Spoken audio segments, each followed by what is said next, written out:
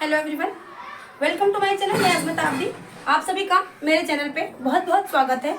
आज मैं आपको पढ़ाने वाली हूँ प्रेजेंट कंटिन्यूअस टेंस। इसकी लास्ट क्लासेस चल रही थी। प्रेजेंट परफेक्ट टेंस इसकी लास्ट क्लासेस चल रही थी। प्रेजेंट का affirmative sentence, negative sentence, interrogative sentence भी मैंने what type and who type को अलग अलग करके पढ़ा दिया था। बट आज जो है जो इंट्रोगेटिव आपके सेंटेंसेस थे उनको व्हाट टाइप और हु टाइप को मिक्स करके मैं कुछ सेंटेंस लेके आई हूँ। इनको मैं बना दूंगी इनका ट्रांसलेशन, और आप इनको समझ लें कि जब दोनों आपस में मिक्स हो जाते हैं तो हमको इसको निकालना है कि ये कौन से टाइप में आएगा, या इसमें कौन सा हेल्पिंग वर्ब कब लगेगी, कब ये व्हाट टाइप हो जाएगा, कब ये हु टाइप हो जाएगा। तो इसके लिए मैं आपको बहुत से ट्रांसलेशन बना के दे देती हूँ। तो वही सीरीज में आज हम पढ़ने वाले हैं प्रेजेंट कंटिन्यूअस टेंस के इंट्रोगेटिव सेंटेंस। तो मैंने दोनों फॉर्मूला मिक्स करके लिख दिया है। अगर आप यहाँ से हटा के देख लेंगे तो is am are plus subject plus verb plus ING object and other, ये आपका व्हाट टाइप का फॉर्मूला था। एंड ये क्वेश्चन मार्क आगे आ गया तो ये हु टाइप का फॉर्मूला हो गया। क्या करते हुए मैं आज की क्लास को शुरू कर लेती हूँ। हमारा पहला वाक्य है, क्या विशाल बाजार जा रहा है। तो सबसे पहले तो हम इसको पहचानेंगे कि इसमें रहा रही रहे के बाद है हूँ आता है। तो ये अगर ये सब कुछ नहीं है, मान लें कुछ भी नहीं है, ये एक सिंपल सा आपके पास सेंटेंस है, तो इसको आप कैसे देखेंगे। आप सबसे पहले एंड में जाएंगे, रहा रही रहे के बाद है हूँ आता है, ये प्रेजेंट कंटिन्यूअस टेंस है। इसके बाद आप प्रश्न को जब शुरू करेंगे वाक्य को, क्या विशाल बाजार जा रहा है, तो आपने देखा कि ये एक इंट्रोगेटिव सेंटेंस है। एंड इंट्रोगेटिव सेंटेंस में ये व्हाट टाइप में आ जाएगा, तो आप सीधे सीधे व्हाट टाइप के फार्मूले पे चले जाएंगे। तो सबसे पहले इज हो जाएगा, चूंकि हमेशा हेल्पिंग वर्ब लगाने से पहले हम सब्जेक्ट को देखते हैं। इज विशाल, अब इसके बाद हमारा वर्ब आ जाएगी एंड गोइंग टू मार्केट। ये आपका क्वेश्चन हो गया, क्या विशाल बाजार जा रहा है, is Vishal going to market. तुमको कौन पढ़ा रहा है, तुमको कौन पढ़ा रहा है लिखने के लिए अब हम देख लेते हैं। रहा रही के बाद है हूँ आता है, ये आप समझ ही रहे हैं कि प्रेजेंट कंटिन्यूअस टेंस है। लेकिन इसमें प्रश्न जो है बीच में आ गया, तो अब तुरंत पहुंच जाएंगे नेक्स्ट फॉर्मूले पे जिसमें क्वेश्चन मार्क पहले आता था। तो सबसे पहले इजी है, पहले क्वेश्चन को ही बाहर निकाल, चाहे जिस तरह का क्वेश्चन हो, चाहे जो भी हो, आप उसको बाहर कर ले। हु के ठीक बाद आप हेल्पिंग वर्ब लगा लेंगे। तुमको कौन पढ़ा रहा है, who is reading, who is teach आ जाएगा, टीचिंग यू। तुमको कौन पढ़ा रहा है, क्या मुकेश गीत गा रहा है। तो अब अगर हम क्या मुकेश पे आएंगे तो ये प्रश्न आ गया आपका पहले, यानी क्या।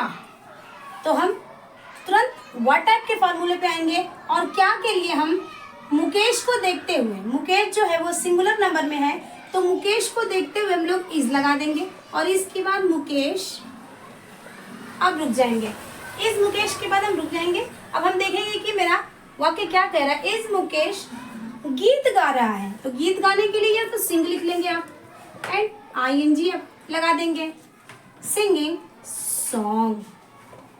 ये आपका बहुत आसानी से आपका ये ट्रांसलेशन बन के तैयार हो जाता है। तुम मेरी प्रतीक्षा क्यों कर रहे हो, तो इस क्यों को हम बाहर ले लेते हैं, वाई लिख के शांत हो जाएंगे एकदम। वाई के बाद वाई लिख के स्टॉप हो जाएंगे। स्टॉप होने के बाद अब हम अपने वाक्य की तरफ बढ़ेंगे। तुम मेरी प्रतीक्षा क्यों कर रहे हो, तो यहाँ पे कर्ता को भी हमें पहचानना होता है कि इसमें कर्ता कौन है। तो यहाँ पे तुम है, तो कर्ता को देखते हुए हम हेल्पिंग वर्ब का प्रयोग करते हैं।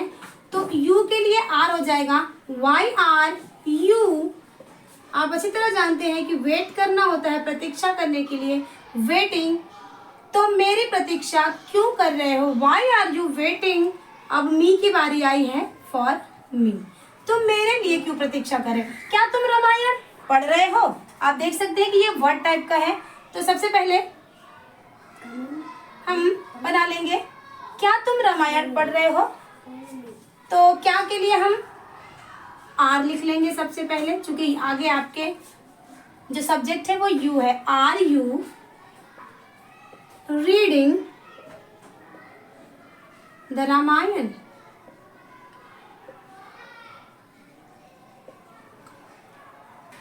तो are you reading the Ramayan, क्या तुम रामायण पढ़ रहे हो। अगला हमारा आ जाता है वाक्य, तुम्हारी बहन स्कूल कब जा रही है। सबसे पहले व्हेन लिख लेंगे हम कब के लिए। व्हेन इज योर सिस्टर, यहाँ पे आपका सब्जेक्ट होगा, बड़ा है। व्हेन इज योर सिस्टर, तुम्हारी बहन। When is your sister going to school. देख लिया आपने, कब जा रही है, उसके बाद ठीक इज लगा लेंगे। योर सिस्टर हमारा ये सब्जेक्ट हो गया, गोइंग जा रही है, टू स्कूल स्कूल जा रही है। तुम अपने दांत साफ क्यों कर रहे हो। इसको बनाने के लिए हम देख लें कि ये प्रश्न आपका बीच में आ गया, तो ये आपका बहुत आसानी से आप पहचान लेंगे कि ये आपका हु टाइप का सेंटेंस है। तो इसमें आप सबसे पहले प्रश्न को बाहर कर लेंगे। वाई यू आया है तो आर लगेगा। Why are you cleaning your teeth, अपना दांत। दांत के लिए टीथ आता है, यू नो वेल।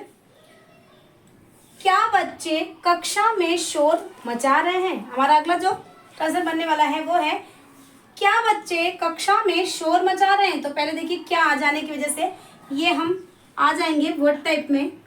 तो बच्चे हैं तो यानी कि ये प्लूरल नंबर है, आर चिल्ड्रंस। शोर मचाने की इंग्लिश होती है मेकिंग अ नॉइज, पहले भी आ चुकी है। मेक अ नॉइज होता है, इसको हम लोग मेकिंग अ नॉइज कर लेते हैं। Making a noise in the class. क्या बच्चे कक्षा में शोर मचा रहे हैं। देखिए एक एक को मैं अलग अलग करके बताती हूँ क्योंकि आपका कंफ्यूजन न रह जाए। ये कि इतना देखने के बावजूद, इसके पहले की क्लास देखने के बाद और इसको देखने के बाद आपको कहीं ना जाना हो, मतलब किसी भी तरह का कोई भी आपके पास बड़े से बड़ा अगर सेंटेंस आ जाता है, वाक्य आ जाता है, तो आप उसको टुकड़ों में कर लिया करें। एक एक अलग अलग अलग, जैसे ये है ऐसे कर देंगे तो आपका बड़े से बड़ा ट्रांसलेशन जो है बहुत इजी। मेरी कोशिश रहती है कि मैं चीज़ों को चाहूँ तो मैं 5 ही मिनट में ये फटाफट इसको बना सकती हूँ। मैं बार बार रुकती हूँ और बार बार चीज़ों को क्लियर करती हूँ, इसलिए कि कहीं कोई कंफ्यूजन ना छूट जाए। कोई फ़ायदा नहीं होगा अगर आप यहाँ इतना देर अपना टाइम लगाया आपने और उसके बावजूद भी आपको कहीं ना कहीं से कुछ सर्च करना पड़े। तो मेरी कोशिश ये रहती है मेरी कोशिश यही रहती है कि इतना अगर टाइम आप मुझे दे रहे हैं तो इसके बाद आपको कहीं और कुछ सर्च करना ना पड़े। अगर आपके ये ट्रांसलेशन बड़े भी हो जाते हैं सेंटेंस तो आप उनको पॉइंट टू पॉइंट अलग अलग कर करके आप बहुत आसानी से बना लेंगे। चले हम अपना अगला ट्रांसलेशन बना लेते हैं। लड़कियां दस्ताने कहाँ बुन रही हैं, कहाँ आ गया है। तो बहुत अच्छी तरह से आप जानते हैं कि जब प्रश्न बीच में आ जाता है तो आप वेयर यानी कहाँ को बाहर निकाल लेंगे। वेयर, अब लड़कियां हैं तो इसका मतलब कि आर लगेगा। वेयर आर गर्ल्स, निट माने बुनना होता है, निटिंग कर लेंगे। द ग्लव्स, ग्लव्स माने दस्ताने होते हैं। मैंने बार बार कहा है कि आप इंग्लिश पढ़ना है, अगर आपको ग्रामर पढ़ना है, आपको स्पोकन करनी है आपको, तो आपको एक चीज़ पे बहुत ज़्यादा ध्यान देना होगा, वो है वर्ड पावर, वोकैबुलरी। अपनी वर्ड पावर को बढ़ाइए और रोज़ एक वर्ड मीनिंग भी अगर आप याद करते हैं तो 365 दिन में आपकी 365 वर्ड मीनिंग तैयार हो जाएंगी। या आप 2 वर्ड मीनिंग याद करते हैं तो आप समझ सकते हैं जस्ट डबल हो जाएंगी। तो आपको रोज़ कम से कम 2 वर्ड मीनिंग्स तो ज़रूर याद करनी है। अगर आप इंग्लिश में इंटरेस्ट रखते हैं, ग्रामर में आप स्पोकन करना चाहते हैं, तो आपको वर्ड मीनिंग ज़रूर से ज़रूर याद करनी चाहिए। 2, 4 जो भी आपसे हो सके, मिनिमम 2, एक दिन में मिनिमम 2 वर्ड मीनिंग आपको ज़रूर याद करनी चाहिए। बाकी जितनी वर्ड मीनिंग्स आती जाती हैं वो मैं आपको क्लियर करती जाती हूँ। क्या तुम पार्टी में जा रहे हो, तो क्या है और तुम है, तो तुम को देखते हुए हम आर लगा लेंगे, आर यू। जा रहे हो, गो माने जाना होता है। आर यू गोइंग टू, और ये हो गया आपकी पार्टी। क्या तुम पार्टी में जा रहे हो? तुम्हारा भाई हमें क्यों पढ़ा रहा है? वह अपनी कार क्यों धो रहा है? देखिए थोड़ा सा हिंदी जो था वो मैंने सटा सटा के लिख दिया, तो अब किस ट्रांसलेशन बनाने में थोड़ा ऊपर नीचे हो रहा है, तो इसलिए मैं एरो से इसको दिखा रही हूँ, इसको आप समझ लेंगे।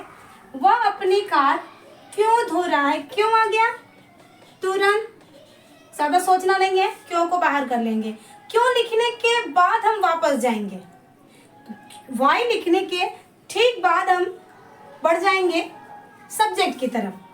तो वह अपनी कार धो रहा है, तो वह आ गया। Why is he washing his car, ये हो गया आपका।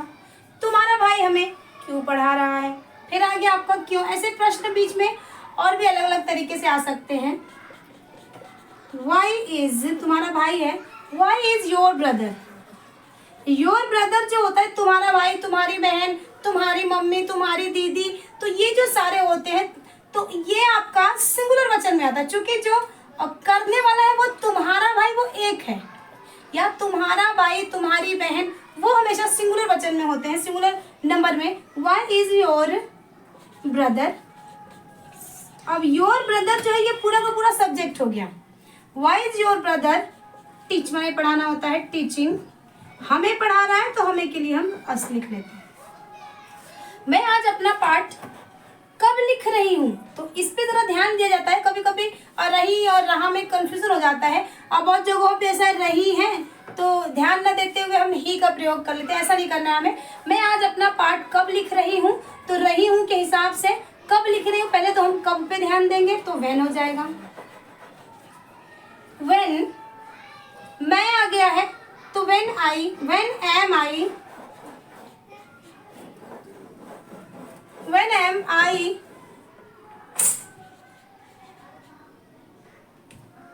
राइटिंग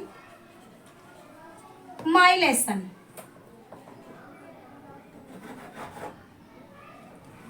अपना पाठ, मैं आज अपना पाठ कब लिख रही हूँ, when am I writing my lesson. यहाँ आज भी आया हुआ है, ये टुडे एकदम एंड में चला जाता है।